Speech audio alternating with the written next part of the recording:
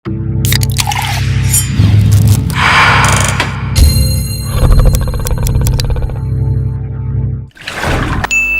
boleh bagi perempuan yang haid berdiam dalam masjid sekalipun aman dari mengotori masjid? Mungkin sebagian ustadz ada yang membolehkan, tapi saya pribadi berpegang pada kitab Al-Fiqhul Islami wa Adillatuh. Perempuan yang haid tidak boleh iktikaf, tidak boleh dalam masjid, tidak boleh megang Quran, tidak boleh bawa Quran, tidak boleh baca Quran, tidak boleh tawaf, tidak boleh sholat, tidak boleh puasa. Boleh dua, perempuan yang haid ngulang hafalan, kebetulan dia hafal Quran, boleh, tapi ngulang hafalannya dalam hati. Makanya kalau nanti bapak ibu ada ngelihat perempuan diam aja, berarti ngulang hafalan. Kalau dia hafal Quran, kalau nggak hafal berarti kurang belanja.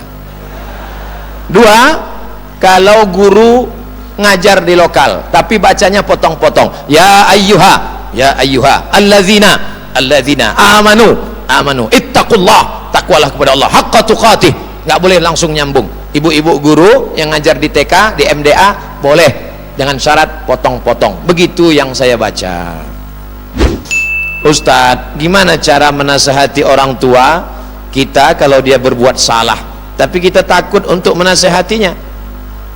Ini anaknya udah ngaji, jangan mentang-mentang kalian sudah sholawatan, sudah tahlilan, sudah yasinan, sudah ngaji, orang tua kalian belum sholat, lalu pulang dari sini langsung manggil, ayah sini, mama sini, duduk, assalamualaikum warahmatullahi wabarakatuh, ya ayyuhalladzina amanu.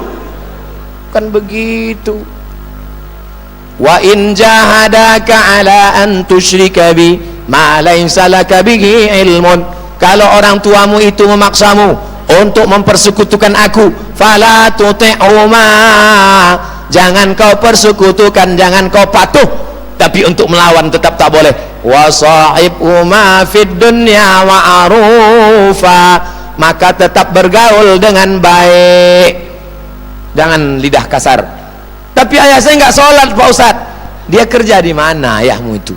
Ayah saya kerja di Pemda Banjar. Minta Pak Bupati nasihati dia, panggil dia, sini, kamu nggak sholat ya? Loh, kok bapak tahu? Laporannya udah masuk. Cari ulama, cari sahabat, cari tokoh masyarakat yang kira-kira omongannya didengar. Jangan kalian menasihati dia, nggak masuk. Ustadz, boleh nggak kita golput? Jangan.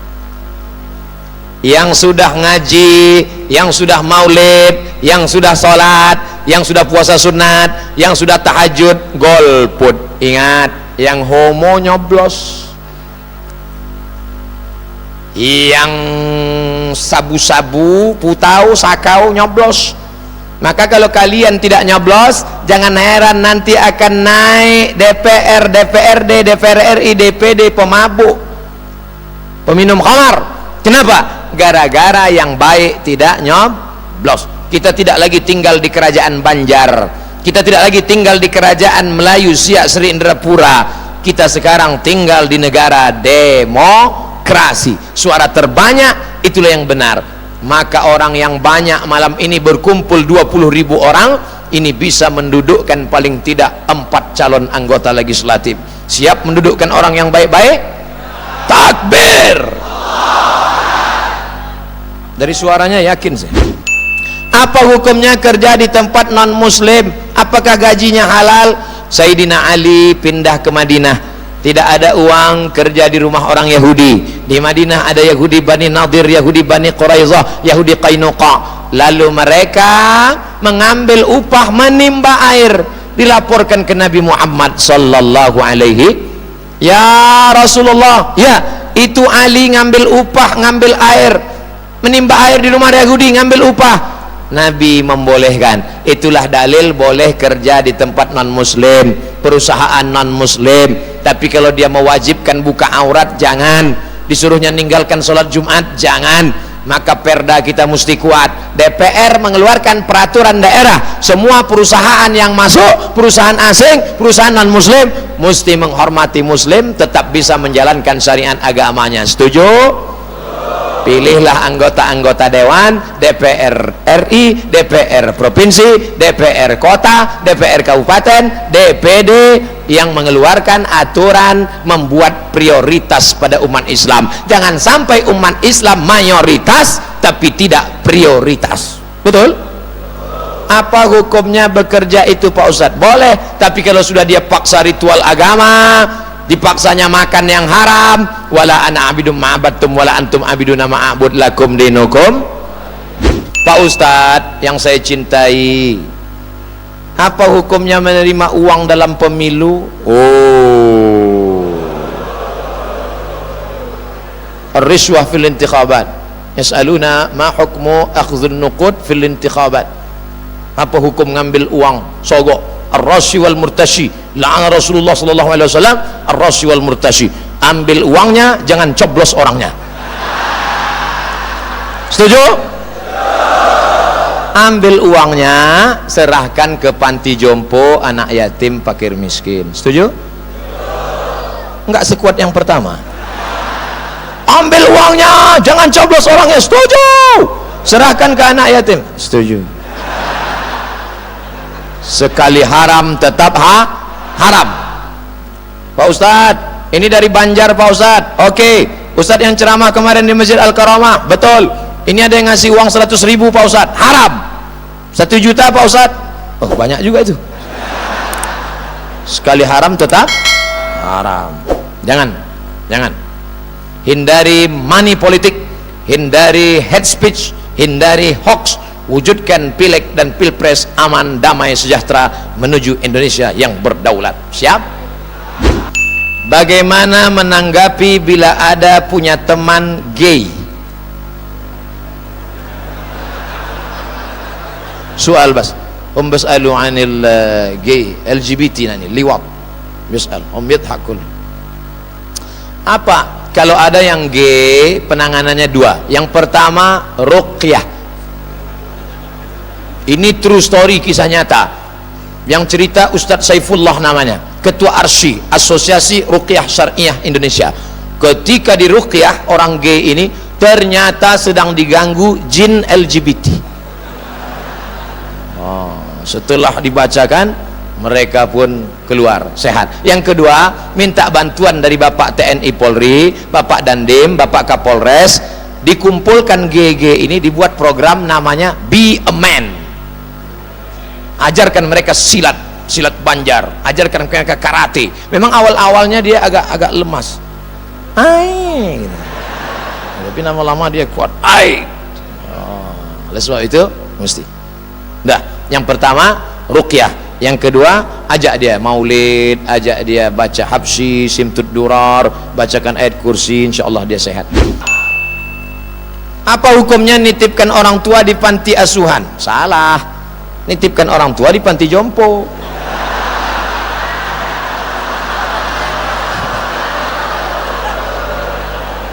Yang di panti asuhan itu anak yatim. Wahid soal, bis'alu 'anil aulad alladzina yad'una aba'ahum wa ummahatihim fi baitil musinnin. Ada yang ingin meletakkan bapaknya, ibunya di rumah orang tua jompo. Mereka menjagamu, melahirkanmu, meregang nyawa. Berapa kali dia tidak jadi sholat tahajud gara-gara kau merengek sampai pagi selama 5 tahun? Berapa kali dia tidak jadi sholat doa gara-gara kau kencing di celananya? Berapa jadi? Andai kau gendong dia dari Banjar ke Makkah, balik lagi, belum tentu dapat menebus sekali teriakannya saat mengeluarkan kepalamu. Jangan kau letakkan orang tuamu, karena dia bukan sampah. Yang sudah meletakkan, malam ini juga jemput, pulang dari sini ambil balik. Jangan durhaka pada orang tua. Ala adullukum ala akbaril kabair, maukah kalian kutunjukkan dosa terbesar di antara dosa besar? Apa itu ya Rasulullah? Al-isyrak, syirik. Yang kedua, uququl walidain, durhaka pada orang tua. Ustadz, ada nggak amalan khusus untuk memelihara hafalan hadis dan Quran? Syakautu ila waqi'in su'a hifzi, aku melapor kepada Waqi', hafalanku error. Fa arsyadani ila tarkil ma'asi, dia menasihati aku supaya tinggalkan perbuatan maksiat. Li'annal ilma nurun, karena ilmu itu cahaya. Wa nurullah la yuhdalil asi, cahaya tidak akan diberikan kepada orang yang melakukan perbuatan maksiat. Insyaallah adik-adik anak-anakku yang di pesantren, kalian selamat dari maksiat mata. Kalian tidak pacaran, tidak melihat rok setengah tiang, tidak melihat baju yang rok panjang resleting belum dipasang, tidak melihat baju kurang kain yang belum selesai di tukang jahit sudah dijeput. Ustadz, apa benar hakim salah satu kakinya masuk bagian neraka? Al-qudatu salasatun, hakim itu ada 3. Hakim yang tahu hukum Allah, menggunakan hukum Allah, dia selamat. Hakim yang tahu hukum Allah tapi tidak pakai hukum Allah, tidak selamat. Hakim yang tidak tahu hukum Allah dan menghukum tidak dengan hukum Allah, maka hakim itu 3, yang selamat cuma 1/3, yang 2/3 neraka jahanam. Kita doakan hakim-hakim kita masuk yang golongan 1/3. Yang tahu hukum, dia gunakan pengetahuannya. Yang tahu hukum tapi tidak menggunakan, nauzubillah, tidak tahu hukum dan menggunakan ketidaktahuannya. Maka mudah-mudahan anak-anak kita yang tamat pesantren, hai anak-anak Banjar tamat pesantren, kalian lanjutkan S1 kalian ke Fakultas Hukum SH, habis itu ambil S2 MH, habis itu ambil S3 ke Leiden Belanda, nanti titel kalian SH MH PhD Doctor of Philosophy. Kalian buka pengacara LBH, Lembaga Bantuan Hukum. Siapa yang akan kalian bela? Ustadz Abdul Somad, mungkin ada orang yang ingin menjelekkannya, kalian yang akan membela saya insyaallah. Amin. Apa hukumnya zakat profesi seperti ASN, pengacara, anggota dewan? Basnas, Badan Amil Zakat Nasional, pertemuan di Jakarta, zakat potong atas 2,5%. Ada yang lewat ceramah nggak mempan, tapi ada yang lewat perda ternyata lebih ampuh. Mudah-mudahan pegawai-pegawai kita membayar zakatnya sehingga terbantulah fakir miskin insyaallah. Amin.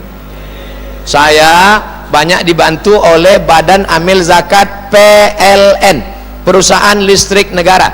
Makanya kalau ada pemadaman saya nggak terlalu marah. Kenapa ini lampu mati? Setelah ASN PLN banyak. Saya Bapak Ibu ceramahnya dari kampung ke kampung, dari hutan ke hutan, dari Pekanbaru lewat Indragiri Hulu, lewat lagi masuk ke hutan, sampai di hutan jalan kaki naik sampan 7 jam, sampai di dalam barulah kami bertemu masjid yang seperti kandang kambing, lantainya tanah, foto, sampaikan ke PLN, keluar zakat dari PLN, berdiri masjid, berdiri lokal, berdiri. Nah, ini bagus, produktif, bagus sekali. Untuk wanita yang bercadar, bagaimana hukumnya menurut Islam Pak Ustaz? Ulama terbagi 2. Yang pertama mewajibkan cadar. Ulama Saudi Arabia Syekh Twigri, Ibnu Utsaimin, Ibnu Baz, cadar wajib. Tapi ulama Mesir Syekh Yusuf Al-Qardawi, Syekh Muhtawalli Asy'arawi, Syekh Muhammad Al-Ghazali, cadar tak wajib. Ustadz condong kemana? Yang bercadar silakan, jangan ejek yang bercadar. Kalian jangan ejek cadar. Ini banyak orang nengok orang cadar diejek, tapi kalau ada perempuan tak bercelana dia diam.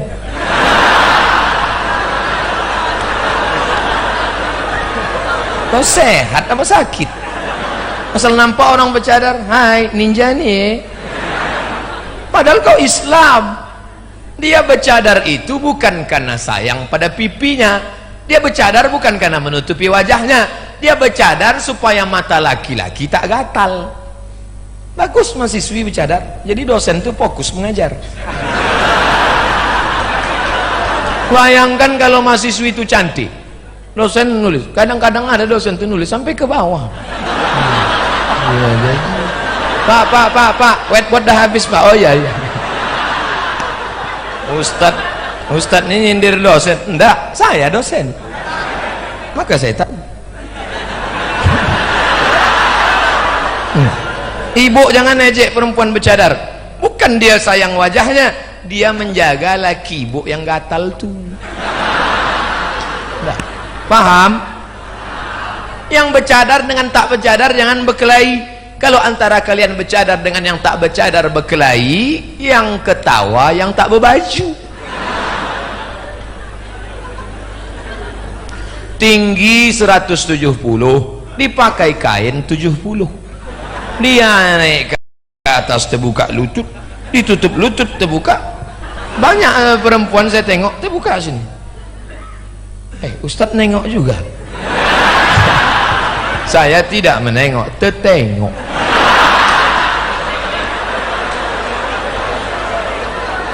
Kadang saya pakai peci, pakai baju koko, pakai sorban, masuk ke pesawat.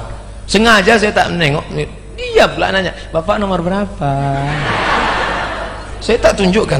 Ditarik, "Pak nomor berapa?" "Nomor 3A." "Sini ya, pakai seat beltnya," gitu. "Mau minum apa?" Ramah pula dia.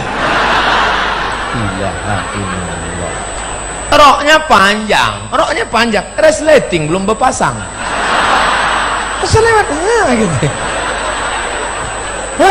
Astaghfirullah Rabbal baraya, astaghfirullah minal khataya. Walaupun kalian kuliah di politeknik, pakailah busana muslimah dari ujung ke ujung. Coba tengok, ini bukan pondok pesantren, ini bukan UIN, tapi semuanya pakai jilbab syar'i. Alhamdulillah, jilbab syar'i. Ini kadang kita tengok jilbabnya, rambut terbuka, ujung tuh dikasih pula kuning-kuning. Datang anak bertanya, mak, kenapa rambut tante itu kuning? Karena kuncing kudung.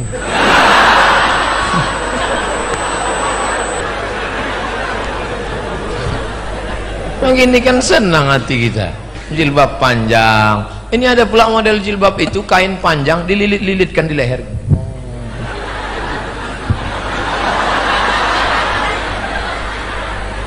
Pesta undangan dia makan kita khawatir. Mati.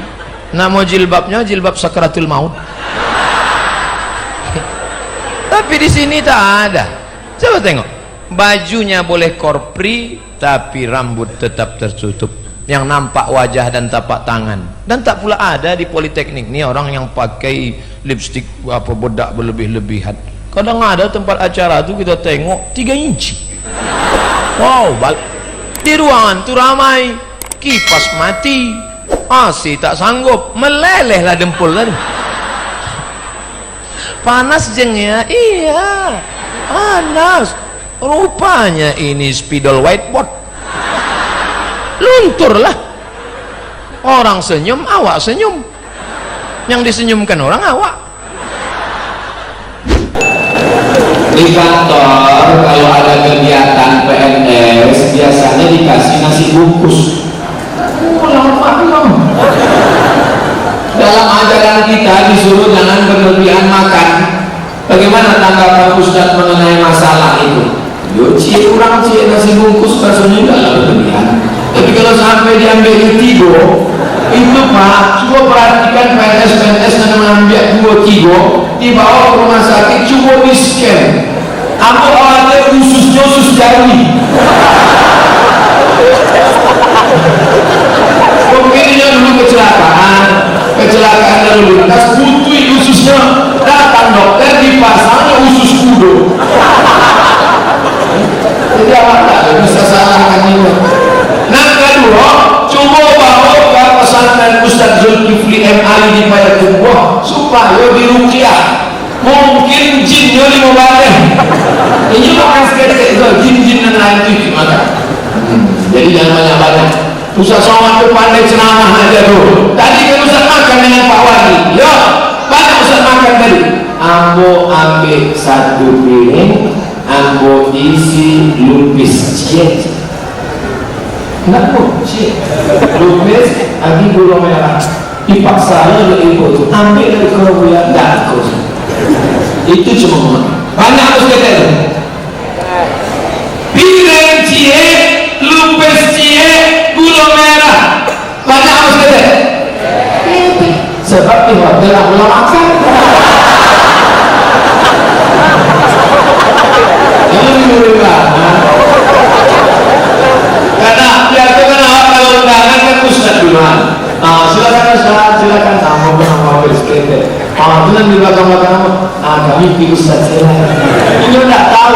aku nak ketiga.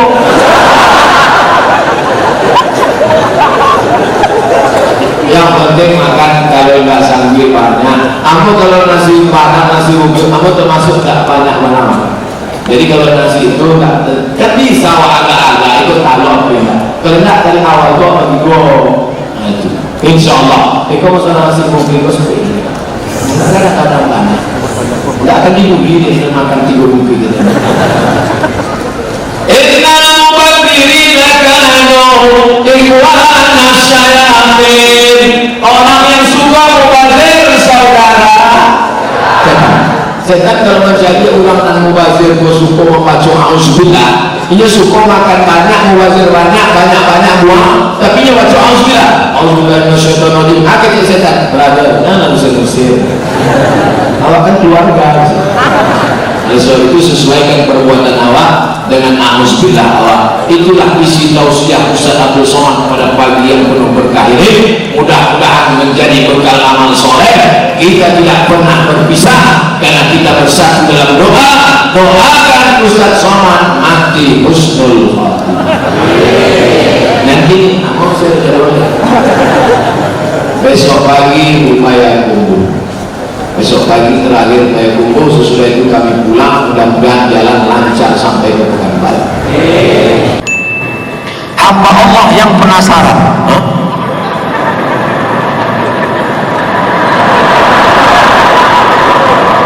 apakah cadar itu ajaran Islam? Lebih 20 hadis bercerita tentang cadar, satu lagi bercerita tentang tidak cadar. Ulama yang meyakini cadar wajib di antaranya Syekh Tuikri, Syekh Abdul Aziz bin Baz, Syekh Ibnu Utsaimin. Mereka ulama Saudi Arabia sebagian mengatakan cadar wajib. Sedangkan ulama Mesir, Syekh Muhammad Al-Ghazali, Syekh Yusuf Al-Qardawi mengatakan cadar tidak wajib, hanya dianjurkan.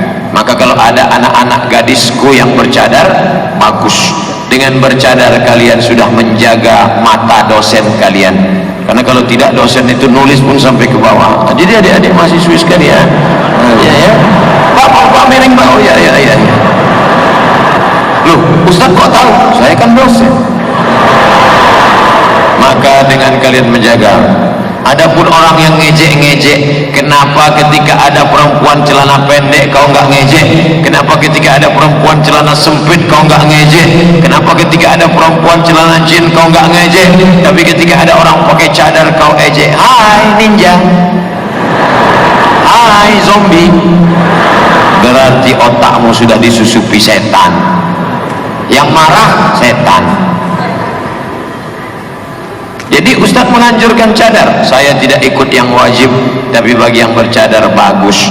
Yang nggak bercadar nggak apa-apa. Tapi bagi yang mewajibkan cadar, dia katakan cadar wajib. Yang nggak bercadar haram. Saya tidak. Assalamualaikum Ustaz. Waalaikumsalam. Apakah jika seorang ibu menzolimi anak sendiri berdosa? Karena yang dia amat benci karena hidupnya susah, sementara anaknya hidupnya berkecukupan, disanjung dan disayang. Oh, ini ibu tidak adil. Fattaqullah, takutlah kamu kepada Allah. Wa'dilu baina auladikum, bersikap adillah kamu di antara anak-anak kamu. Bahkan kalau anakmu itu autis, anakmu itu perlu perhatian khusus, anakmu yang sekolah di SLB, itu adalah kehendak Allah. Ketika janin berumur 40 hari dalam bentuk air, 40 hari dalam bentuk darah, 40 hari dalam bentuk daging, datang malaikat meniupkan roh. Engkau tidak pernah minta dia jadi anakmu, dia pun tidak pernah minta engkau jadi ibunya. Itu Allah yang memilihkan. Kau yang membenci anakmu, kau yang tak adil pada anakmu karena dia cacat, karena dia miskin, maka engkau sudah menolak takdir Allah Subhanahu wa taala. Rusak akidah. Apakah seorang anak yang benci oleh ibunya, yang tetap menjaga hati ibunya, masih mendapatkan ridha? Ini bukan anak durhaka, tapi ibu durhaka. Si anak tetap mendapat ridha. Ridha Allah fi ridha walidain. Ridha Allah terletak pada ridha orang tua.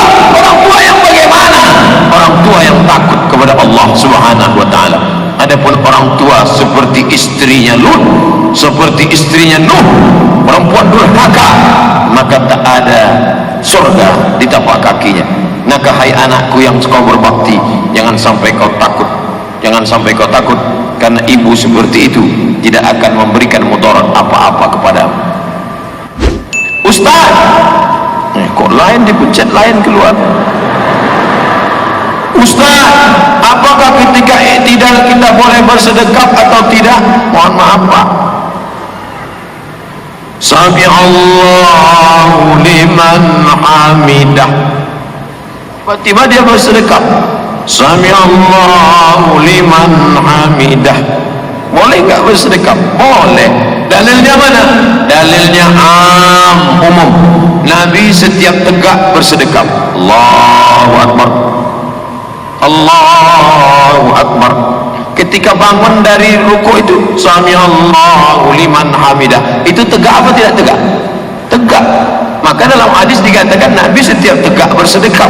Itulah dalil yang dipakai oleh mereka yang setiap tegak bersedekap. Asal tegak bersedekap. Tapi dalam sholat, di luar sholat enggak. Ada juga yang di luar sholat pun bersedekap. Bersedekap. Jadi enggak usah dipermasalahkan antara bersedekap dengan enggak bersedekap. Jangan nanti pas sholat melihat kawan, Sami Allahu liman hamidah, oh sedekap. Enggak. Enggak usah bermasalah. Mau sedekap sah, mau sedekap. Yang kita permasalahkan sekarang bukan sedekap, sedekah. Karena banyak orang tak bersedekah. Ustaz, saya punya teman rajin ibadah, wajib maupun sunnah, tapi kalau bicara kata-katanya sering menyakiti hati. Tiang patah bisa disambung, kaca retak bisa direkat, hati yang sakit kemana obat akan dicari. Oleh sebab itu kau jaga hati. Itu pesan A'agim. Jagalah hati, jangan kau sakiti. Jagalah hati, lentera hidup ini kau sentuh tepat di hatinya, dia akan jadi milikmu untuk selamanya. Oleh sebab itu jangan kata-kata kasar. Ada orang yang mati hari kiamat, sholatnya banyak, puasanya banyak, zakatnya banyak, hajinya banyak, bininya banyak, tapi nanti di akhirat ternyata apa yang terjadi? Amalnya habis gara-gara apa?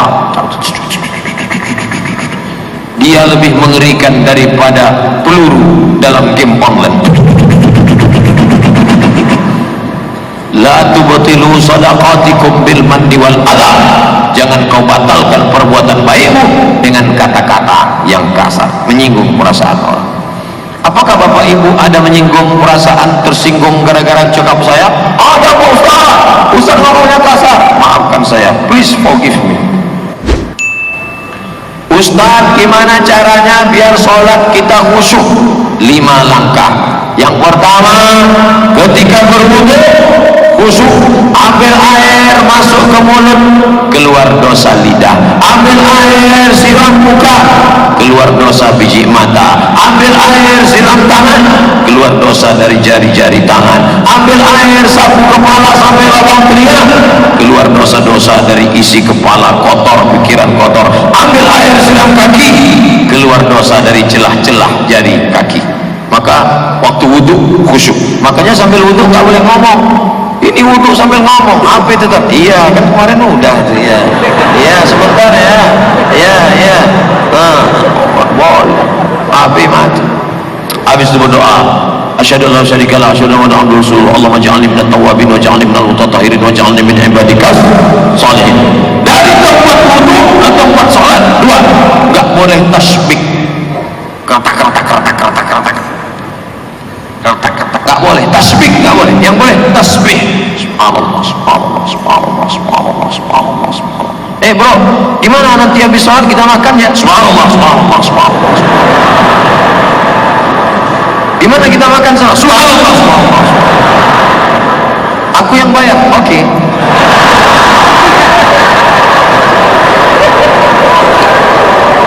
Boleh. 3, ngomong ngerti apa yang diomongkan.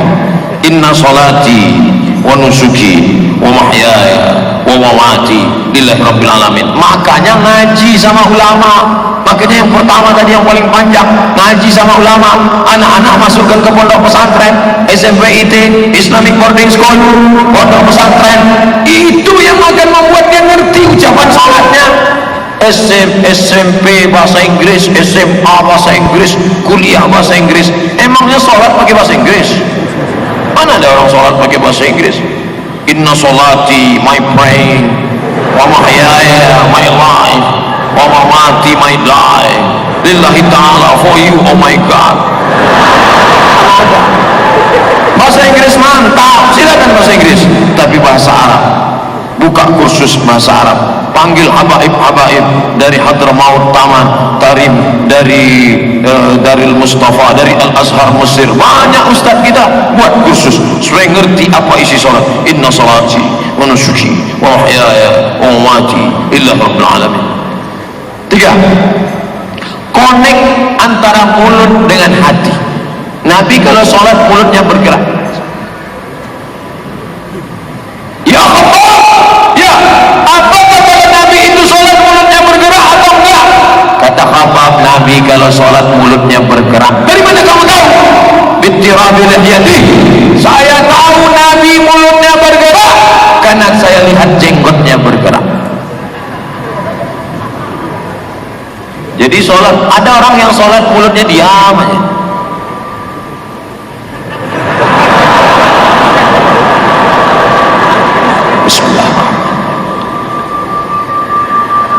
Mulut harus bergerak. Connect apa yang kau ucapkan, itu yang connect di hatimu, itu yang kau pikirkan. Bismillahirrahmanirrahim. Qul huwallahu ahad, Allahus samad. Seperti bawa motor, sholat itu seperti bawa motor, agak-agak naik ke trotoar, turun lagi, agak-agak jauh naik lagi, agak-agak mau nabrak listrik. Begitu dia harus, bukan hilang kesadaran. Yang kelima, doa. Jangan lupa doa, minta sama Allah. Ya muqallibal qulub, wahai engkau yang membolak-balikkan hati, sabit qalbi, kokohkan hatiku ala dinik, dalam agamamu, wa ala ta'atik, tolong aku ya Allah, ini hatiku bukan punya aku tapi punya engkau, bimbing aku dalam khusyuk kepadamu ya Allah. Mudah-mudahan Allah memberikan khusyuk pada kita. Nggak habis-habis. Ustaz, boleh gak majang foto keluarga? Boleh, tapi katanya haram. Yang haram itu patung 3 dimensi, dicetak, dipahat, dibentuk, diukir patung, disenter ada gambarnya, itu yang gak boleh. Malaikat gak masuk ke rumah kalau ada patung, tapi malaikat yang gak masuk itu malaikat rahmat, malaikat maut masuk. Foto keluarga, bapaknya sopan, ibunya pakai jilbab. Yang foto keluarga yang belum hijrah dulu jangan dipajang. Bapaknya pakai celana pendek, ibunya pakai baju pendek, you can see. Jangan dipajang di ruang tamu. Nanti temannya lihat, emakmu cantik juga dulu ya. Nah, jadi yang sopan, pakaiannya pakai hijab, bagus, nggak salah. Assalamualaikum Ustaz. Waalaikumsalam. Saat ini umat Islam sudah banyak terkotak-kotak, bahkan banyak yang beragama Islam tapi suka mencela ulama, ustaz maupun habib. Tak jarang sesama muslim saling ejek, padahal seharusnya kita saling menguatkan satu sama lain. Kalau begini saya khawatir kelangsungan generasi Islam. Pertanyaannya mana?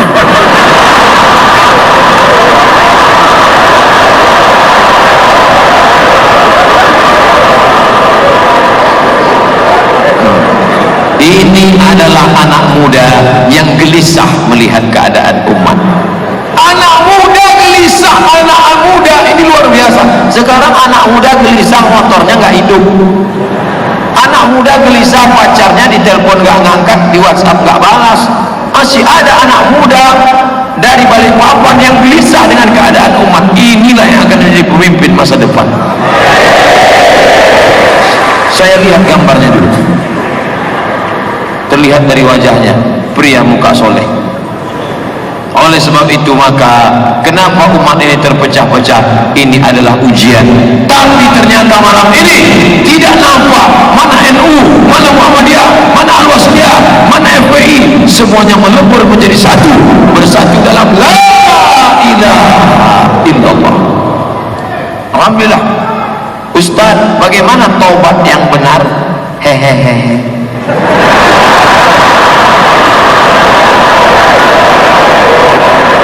Tiga rukun taubat.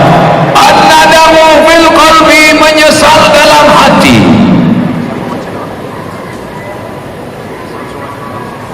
Menyesal dalam hati. Yang kedua, al-iqrar bil lisan, dinyatakan dengan lidah. Wal itmar, tekad tidak akan kembali.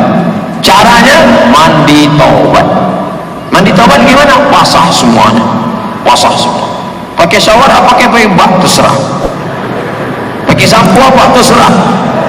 Basah semua.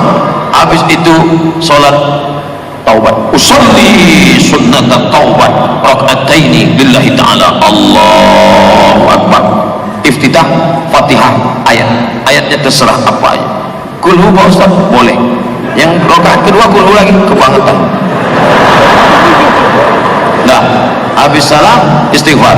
Mandi taubat, salat sunat taubat, istighfar. Astaghfirullah rabbal baraya.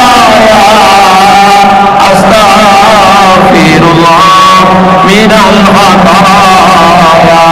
Astaghfirullah, aku minta ampun kepadamu ya Allah. Rabbal baraya, Rabb Tuhan semesta alam. Astaghfirullah, aku minta ampun kepada engkau ya Allah. Minal khataya, dari silap dan salahku, ampunkan aku ya Allah.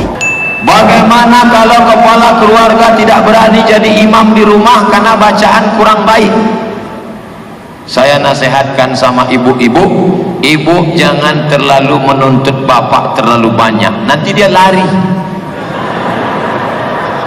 Kalau bapak membangunkan ibu nanti malam ngajak tahajud, dia ambil air dibangunkannya ibu, bangun. Itu kalau nikahnya udah 20 tahun.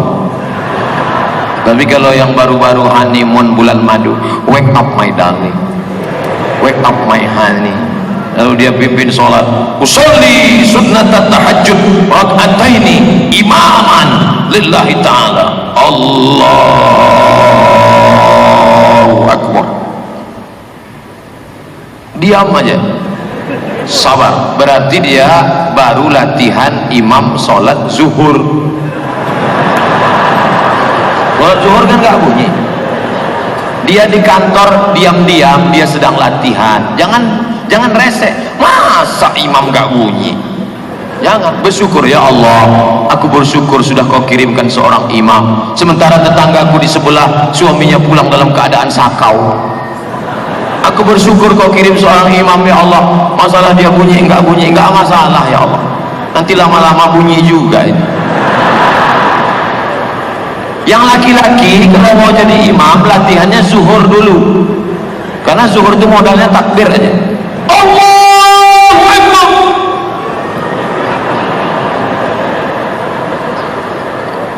Bacaannya terserah, buat tegak lama-lama, tegak lama. Kalau ditanya, bro, ente tadi bacaannya apa? Kulhu. Loh, kok lama sekali? Aku ulang 10 kali. Nanti sudah agak-agak lama baru.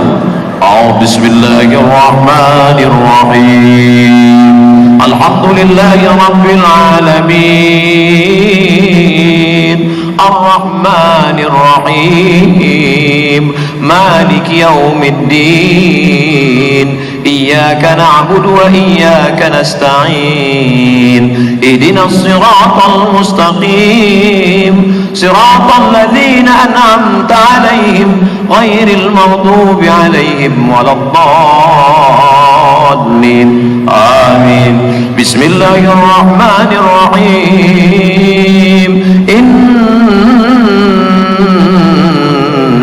a'tainakal kautsar. Untuk pertama-pertama pilih ayat yang pendek-pendek aja dulu. Jangan langsung Ar-Rahman. Ar-Rahman.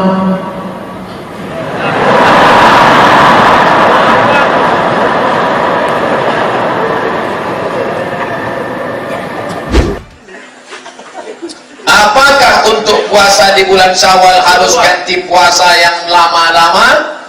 Ibu kemarin tak puasa 7 hari karena maaf haid 7 hari. Sekarang mau puasa 6.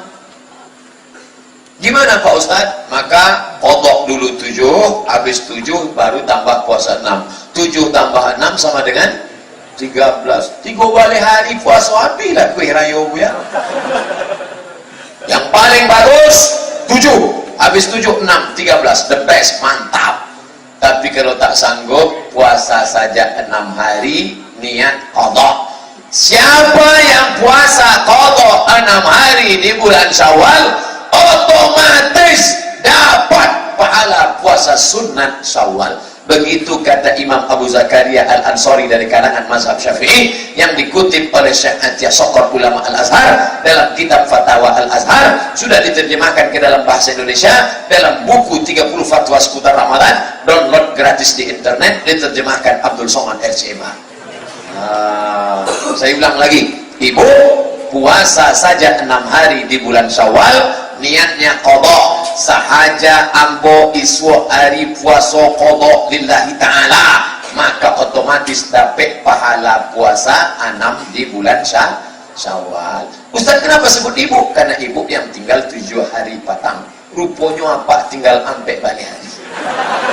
Apa-apa nanti tinggal ampe balik hari patang, maka puasa qadha saja di bulan Syawal iko dapatlah pahala. Tadi ambo baru dapat SMS dari kawan ambo orang Cina indah Islam. Alhamdulillah Ustaz Somad, saya sudah puasa sunat Syawal 3 hari, tinggal 3 lagi gitu. Ini ndak Islam, tapi puasa sunat Syawalnya lah 3 hari, tinggal 3 hari lagi. Ambo sehari pun alun lah juga. Malu ambo membaca SMS. Astagfirullah. Inilah tertarik mencari agama Islam, ibadah patamu dan membuat puasa. Sebab dengan puasa kau yang merasa sehat. Lillahi ta'ala, SMS-nya masih ada 24. Lah puasa Syawalnya 3 hari, tinggal 3 hari lagi. Ambo alun mulai. Pak Kapolres tadi di Padang Mutuim, sagu, Allah puasa, kami makan. Apa anda makan? Puasa Ustaz.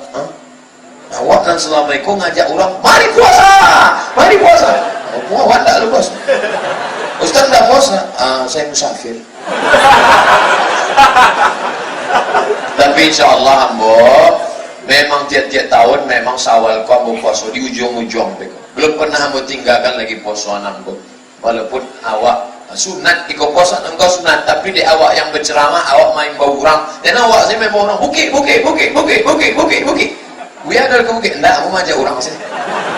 Awak berpuasa puasa 6 hari kau ketek kamu ya, 6 hari ya pola 6 hari memang puasanya 6 hari dan 30 hari ringan deh orang sadonya puasa, tapi puasa 6 kok enggak, awak puasanya enggak.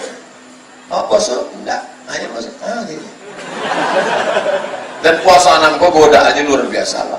Ambo tahun patang itu puasa. Udah puasa kok turun ambo ke bawah, datang dosen-dosen, datang karyawan pegawai. Ustaz Somad masuk ke ruang dosen, ada apa? Nasi kotak lah aduh. Ambo puasa. Khutbah Jumat loh. Selesai khutbah Jumat, datanglah jamaah. Ustaz, makan awak ke pondok bawang. Apa? Aku puasa. Astagfirullah. Lah selesai puasa, tak ada orang aja lagi. Ujian puasa.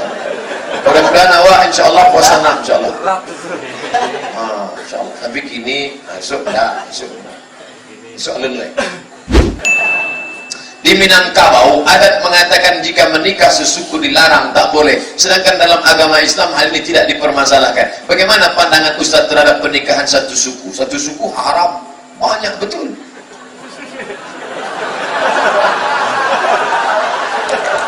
Menikah itu yang boleh cuman fankihu ma tabalakum minan nisa'i masna wa sulasa wa ruba'.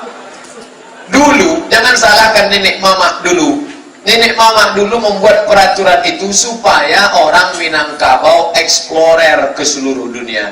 Akhirnya ada orang Minangkabau yang menikah dengan orang Makassar, ada orang Minangkabau menikah dengan orang Jawa, ada orang Minangkabau menikah dengan orang Barat, ada orang Minangkabau menikah dengan bule dan pakle. Itu tujuan mereka dulu, supaya masyarakat ini akhirnya kita pun bersaudara banyak. Iqtaribu tasihu, menikahlah dengan orang asing maka kau akan selamat. Tapi yang namanya adat istiadat bisa saja apa nama istilahnya? Sedangkan Undang-Undang Dasar 1945 yang tak bisa dirubah itu adalah Al-Quran dan hadis Nabi Muhammad SAW. Imam Syafi'i ketika di Irak ada pendapat Qaul Qadim, pendapat lama, pindah ke Mesir, ada pendapat Qaul Jadid, pendapat baru. Duduk nenek mama alim ulama cerik pandai yang didulukan selangkah, ditinggikan selanting, batangnya tempat bersandar, daunnya tempat bernaung, akarnya tempat berselo. Duduk bersama membahas anak kemanakan di masa akan datang. Wa amruhum syura bainahum. Orang beriman bermusyawarah, maka musyawarah mufakat bisa terwujud ada ijtihad baru ke depan. Nah, jangan menyalahkan yang lama. Khudh ma safa dak makadar, ambil yang baik, buang yang keruh. Ambil yang jernih, buang yang keruh. Sebagian daerah di Pariaman masih ada yang memakai khutbah Jumat pakai bahasa Arab. Bagaimana hukumnya Pak Ustadz? Jangankan di Pariaman, di Limbo Panjang. Sebelum masuk Pekanbaru, keluar Kabupaten Kampar, mau masuk Pekanbaru, Limbo Panjang, itu kan banyak daerah orang Pariaman. Saya kemarin sholat Jumat situ, tak ada khutbahnya bahasa Indonesia, bahasa Arab terus. Tapi sebelum khutbah Jumat ada tausiah. Karena ada sebagian mazhab yang mengatakan khutbah Jumat itu bagian dari sholat. Sholat tak boleh pakai bahasa Indonesia. Kalau pakai bahasa Indonesia batal. Maka kalau khutbahnya pakai bahasa Indonesia, batallah khutbah Jumatnya. Lalu kemudian di mana khutbahnya? Bagaimana orang yang tak bisa bahasa Indonesia? Maka sebelum khatib naik mimbar, sebelum azan, ada tausiah dulu. Makanya cepat-cepatlah datang. Ini perbedaan mazhab. Saya pribadi pakai khutbah dua. Khutbah pertama saya campur bahasa Indonesia sama bahasa Arab. Alhamdulillah, wassalatu wassalamu ala Rasulillah. Ya ayyuhalladzina amanu taqullah, usikum wa nafsi bittaqwallah. Jamaah sekalian, mari kita takut kepada Allah. Barakallahu li wa lakum fil Qur'anil azim. Habis itu duduk, habis itu segak lagi. Khutbah kedua saya tak campur pakai bahasa Indonesia. Khutbah kedua saya bahasa Arab saja. Alhamdulillah, wassalatu wassalamu ala Rasulillah. Ya ayyuhalladzina amanu taqullah, usikum wa nafsi bittaqwallah. Allahumma firil muslimina wal muslimat. Maka 5 rukun khutbah tetap saya pakai bahasa Arab di khutbah kedua. Dalam hal ini saya berpegang pada perbedaan mazhab, nata'awan fi mattafaqna wa nata'adzar fi makhtalafna. Di beberapa daerah masih tetap pakai khutbah bahasa Arab, tapi sebelum itu ada tausiah supaya umat paham tentang khutbah berbahasa Indonesia. Bagaimana hukumnya ziarah kubur? Kuntu nahitukum an ziaratil kubur. Dulu aku larang kalian ziarah kubur, tak boleh. Kenapa tak boleh ziarah kubur? Karena ada 3. Yang pertama, meminta kepada yang dikubur, hai mbah, tolong menangkan pilkada. 2, karena dia memuji-muji yang dikubur, hai engkau yang dikubur dulu waktu saya tak pernah sakit, hai engkau yang dulu waktu dikubur menang tak pernah kalah, hai dulu dikubur. Maka diturunkan Allah ayat, alhaakumut takasur, kalian sombong menyombong, hatta zurtumul maqabir, sampai ke kubur-kubur. 3, karena dikubur mempersedih-sedih. Suami sudah meninggal 2 tahun yang lalu, ya hari ini jenguk ada. Jangan mempersedih diri, yang lalu biar berlalu, yang akan datang kawin lagi. Jangan sedih-sedih. Oleh sebab itu, gara-gara 3 ini tak boleh.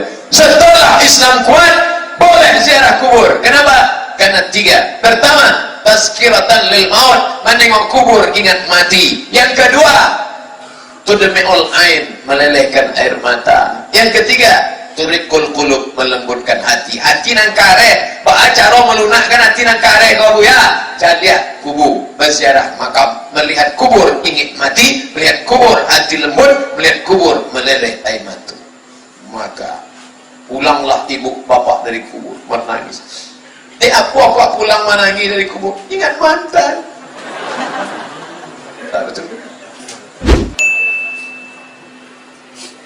Apa hukumnya jika lelaki sudah mapan, sudah mencukupi kehidupannya, keluarganya, tapi masih menunda pernikahan, diganggu jin? Oh iya, yang mengganggu itu jin perempuan. Jangan nikah, jangan nikah, jangan nikah. Nanti malam didatanginya, berhubungan kelamin dia dengan itu. Oleh sebab itu kalian yang sudah mapan, duit banyak, tak juga nikah, di ruqyah. Mari kita ruqyah sama-sama, mudah-mudahan jinnya keluar. Bismillahirrahmanirrahim. La yadurru ma'asmihi syai'un fil ardi wala fis sama'. Kusebut nama Allah yang tidak ada satupun yang dapat memudaratkan di bumi maupun di langit. Ya Allah, sembuhkanlah anak-anak muda yang sudah mapan tapi tak mau menikah, supaya dijauhkan daripada jin, hantu dan setan, insyaallah. Amin. Dah, cuman dah ada sahabat menikah. Ustaz cepat menikah Ustaz. Saya termasuk yang lambat menikah, tapi bukan karena diganggu jin. Saya menjaga emak saya. Saya tidak ada dulu pacaran. Aku mah sengaja aku tak pacaran. Nanti kalau aku pacaran, aku jatuh cinta. Ternyata nanti aku suka dengan perempuan, tiba-tiba tak sesuai dengan engkau, aku melawan engkau. Ibu-ibu, kalau nampak ibu, anak ibu tak mau pacaran, dia sayang sama ibu, maka carikan dia. Jangan ibu biarkan dia. Nanti lama-lama dia tak mau cari perempuan, dicari laki-laki.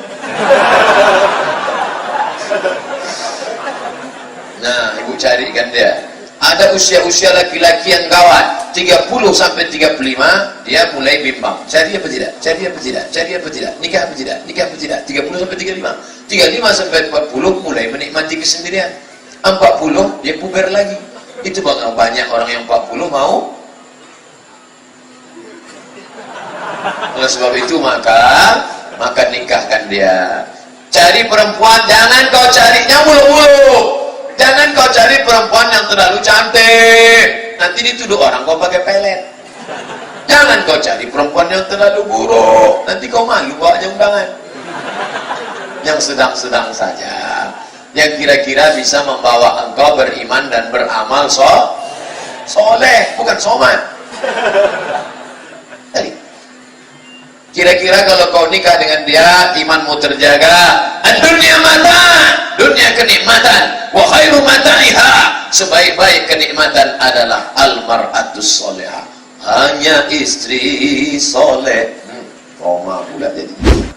Apakah hukum membeli menjual anjing?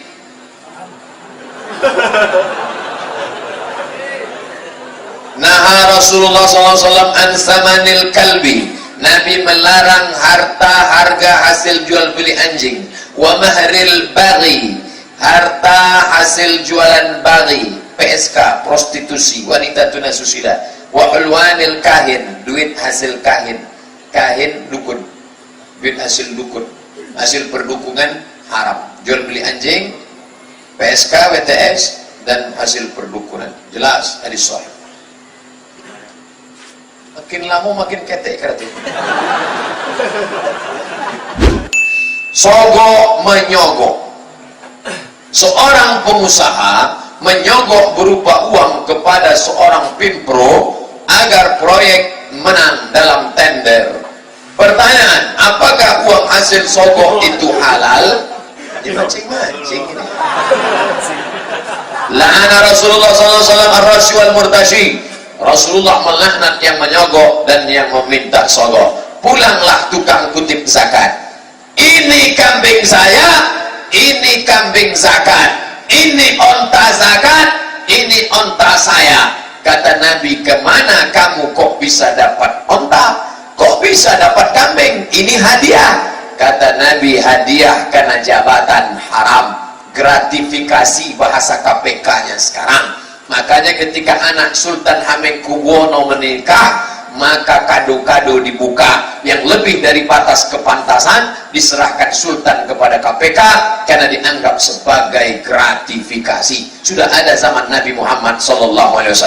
Ala jalasa fi baiti abi, kalau kau duduk di rumah bapakmu, kalau kau duduk di rumah emakmu, apakah ada orang ngasih kambing? Apakah ada orang ngasih onta? Orang ngasih ini karena kau punya jabatan. Nabi sudah menjaga itu semua. Makanya kalau kita mau lurus, jangan sampai air terminum banyak ke mulut, susah untuk bicara. Kita akan bicara lantang kalau tidak termakan itu sogok menyogok. Betul? Kalau sudah mulut berisi, payah kita bicara. Nanti kalau tiba-tiba Ustaz Abdul Somad suaranya sudah tak kuat lagi, tiba-tiba ada pel. Kok ada pel? Ingat, duit sogok. Kau kumpul, kau bawa ke Makkah, menangis di pintu Ka'bah. Labbaik Allahumma labbaik, labbaik la syarika laka labbaik. Apa kata malaikat? La labbaik wala sa'daik. Kau tak dapat haji mabrur, kau tak dapat umrah makbulah, berangkat dengan uang haram. Heran kami menengok dia tak berubah, Ustaz. Ibu itu dulu sebelum berangkat haji tak pakai jilbab, balik sekarang sama tak berjilbab, tak ada perubahan. Bapak haji itu juga begitu, sebelum berangkat bercelana pendek, sudah balik tak bercelana sama sekali, tak ada perubahan. Bagaimana Ustaz caranya supaya istiqomah untuk tidak mengupload foto di medsos? Jangan foto upload di medsos sendirian, jangan pose-pose menggoda, jangan pakai bibir. Ini banyak nih pakai jilbab dari bibir. Ada pula yang mengulurkan lidah. Yang mengulurkan lidah itu anjing mengulurkan lidah dua. Pertama karena haus, yang kedua karena bernafsu.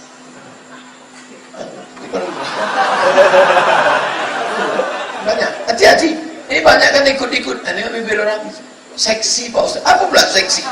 Gara-gara menengok Angelina Jolie. Banyak orang bilang seksi. Itu bukan seksi, panas dalam.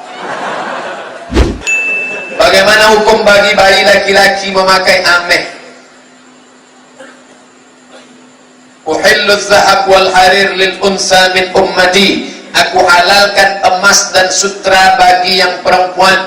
Wa uharrimuhuma 'alal rijal. Aku haramkan bagi laki-laki. Jadi Ustaz tak boleh pakai ameh walaupun bayi laki-laki. Ambo, itu ameh bu ya? Tak. Iko perak, cincin perak. Nabi cincinnya perak. Yang laki-laki bercincin ameh, jangan cuma matangnya ceramah kecek Pak Wali awak, langsung terapkan. Yang pakai emas sekarang juga copot, lepas, kasih ke istri.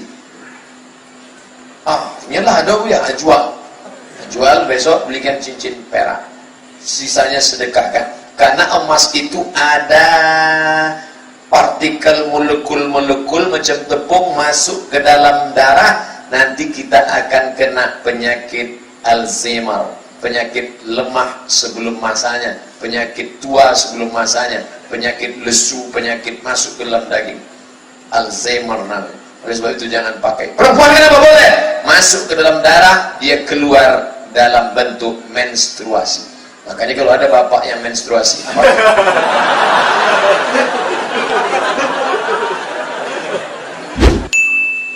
bagaimana hukumnya bertawassul? Tawassul meminta kepada Allah dengan menyebut amal. Ya Allah, berkat sedekahku bukakanlah pintu gua, terbuka. Ya Allah, berkat baktiku pada ibuku bukakanlah pintu gua, terbuka. Ya Allah, berkat aku tak jadi berzina bukakanlah pintu gua, terbuka. Itu dalil boleh berdoa kepada Allah dengan bertawassul. Maka jangan doa diam saja, bertawassul. Ya Allah, berkat sedekahku bukakan, boleh.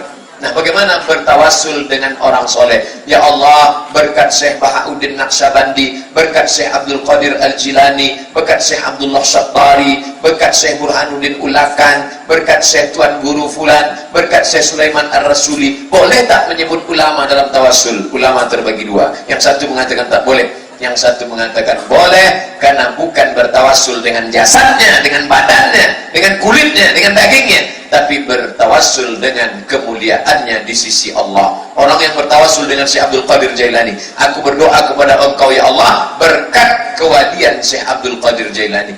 Begitu disebutkan oleh Syekh Yusuf dalam kitab berjudul Al-Mawsu'ah Al-Yusufiyah fi Adillatis Sufiyah. Orang yang berziarah ke makam-makam Tuan Syekh Guru, bukan dia minta kepada orang itu, hai Syekh Fulan, bukan dia minta ke situ, dia minta kepada Allah dengan bertawassul kepada syekh wali-wali Allah.